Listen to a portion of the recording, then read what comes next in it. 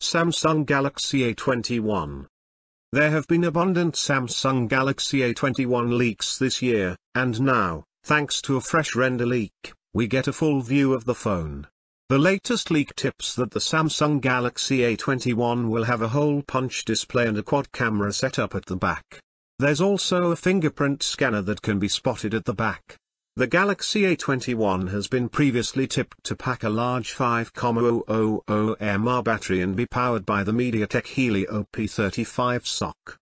The Samsung Galaxy A21 render has been leaked by Evan Blass aka @EvLeaks, and published by Sam Mobile.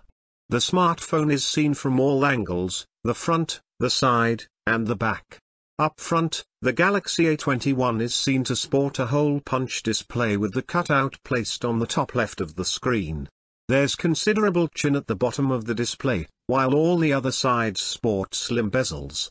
There's also the volume and power buttons on the right edge of the phone, while the quad cameras at the back are aligned vertically, one below the other, and placed on the top left corner of the rear panel. The fingerprint sensor sits in the top center of the panel, and the indent created by the 3.5mm audio jack hole can also be seen. The SIM tray slot is seen on the left edge of the display. The render has leaked in a black glossy finish, but more color options will be introduced at launch. Last month, the Galaxy A21 was spotted in several Geekbench listings, and the phone is tipped to be powered by the MediaTek Helio P35 octa-core SoC paired with 3GB RAM.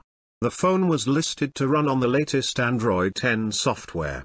Further, the phone is expected to come with at least 64GB of onboard storage and include a microSD card slot. For more updates, subscribe to Tech News and share this video.